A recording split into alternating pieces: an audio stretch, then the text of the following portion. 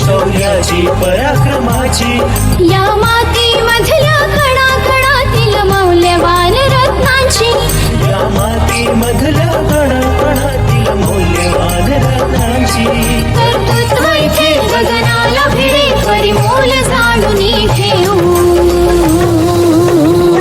व्यक्तिविशेष.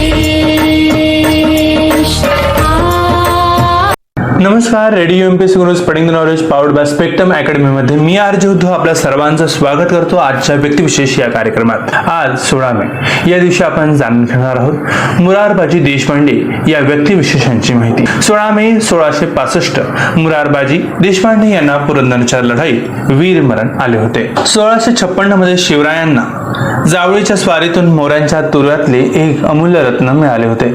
या रत्नाचे नाव होते मुरारबाजी देशपांडे. महाड तालुक्यातील किंजळोली हे मुरारबाजी देशपांडेंचे मूळ गाव.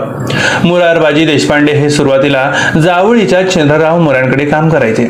शिवरायांच्या जावळीवरील छाप्याच्या वेळी मुरारबाजींनी महाराजांविरुद्ध तिखट तलवार चालवली.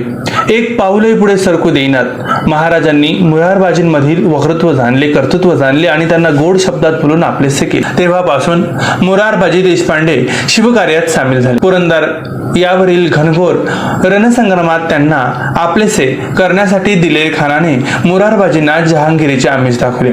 पण मुरारबाजींनी त्या जहांगीरीवर थुंकून शिवकार्यात आपल्या चरित्राची सामायिकता सोडून आत्मसमर्पण केले. इतिहासातील सर्वात प्रसिद्ध घटना म्हणजे मुरारबाजी देशपांडेंनी दिलेर खानाला अखेरच्या श्वासापर्यंत दिलेला लढा. मिर्झा राजे जयसिंग आणि सरदार दिलेर खान यांनी 1665च्या आषाढात पुरंदरला वेढा घातला. दिलेर सारखा संतप्त सेनानी पुरंदर घेण्याची प्रतिज्ञा करून अक्षरशः अहोरात्र पुरंदरला धडका देत होता.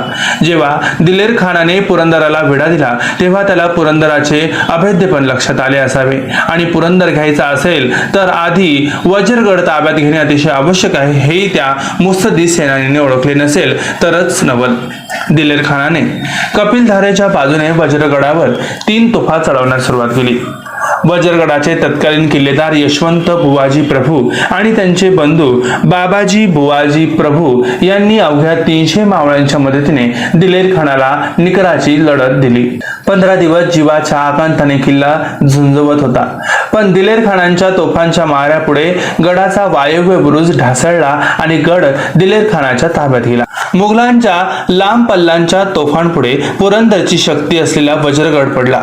आता वेळ पुरंदरची. पुरंदराच्या अस्तित्वाला बसलेला हा सगळ्यात मोठा धक्का होता. पण मुरारबाजी याही अवस्थेत तो तडफेने लढवत होते. 1665च्या आषाढातील तो एक भयान दिवस. 16 मे 1665 या दिवशी मुरारबाजींच्या मनात एक धाडसी विचार आला. ते धाडस भयंकर होते आणि गडावरून सुमारे 700 योद्धे सांगाती घेऊन उत्तरेच्या बाजूने एकदम मोगलांवर आणि खुद्द दिलेर खानावरच तुटून पडायचे असा हा विचार होता. हा विचार की अविचार याला एक कारणही तसेच होते. कारण मुरारबाजी एक कसलेले योद्धे होते. एकच वर्षापूर्वी सिंहगडाभोवती मोर्चे लावून बसलेल्या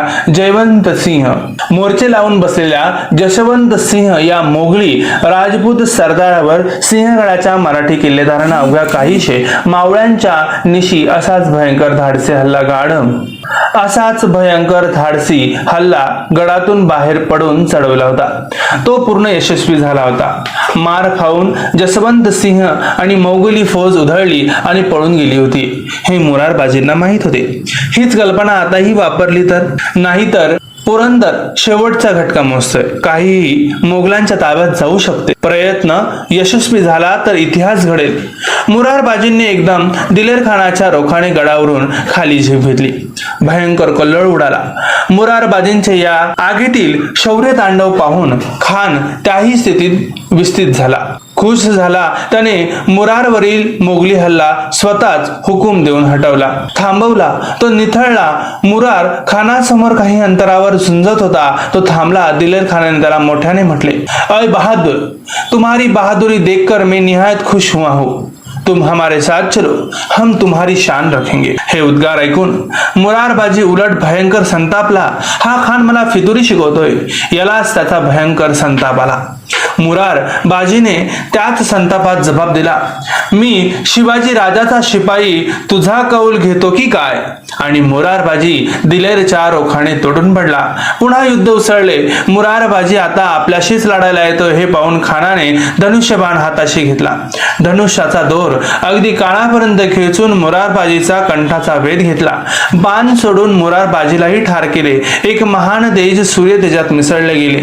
हे तेज म्हणजे महाराष्ट्राचे तेज होय. मोरारबाजी यांनी दिलेल्या लढ्याचे सभासद खानाच्या बखरीत रोमांचक वर्णन करण्यात आले. ते म्हणजे 7,000 पठाण आणि मुठभर मावळे. पण पहिल्या हल्ल्यातच 500 पठाण लष्कर ठार झाले. खासा मुरारबाजी प्रभू माणसांनिशी मारीत शिरला. तेव्हा दिलेर खान बोलला, अरे तू कौल घे, मोठा मर्दाना शिपाई तुझं नावाजितो.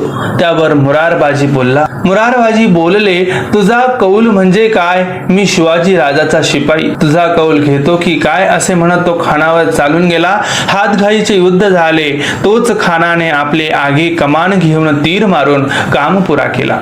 मग तोंडात अंगोळी घालत म्हणाला, असा शिपाई खुदाने पैदा केला. मुरारबाजी समोर 300 माणूस ठार झाले. तर मित्रांनो, ही होती ऐतिहासिक घटना, व्यक्तिविशेष या कार्यक्रमात. आज आपण मुरारबाजी देशपांडे यांविषयीची महत्त्वपूर्ण ऐतिहासिक माहिती जाणून घेतली. अशीच माहिती पुढील व्यक्तिविशेष या कार्यक्रमात विविध व्यक्तींविषयी आपण जाणून घेणार आहोत. तोपर्यंत ऐकत रहा radio MPSC Guru, spreading the knowledge, powered by spectrum academy.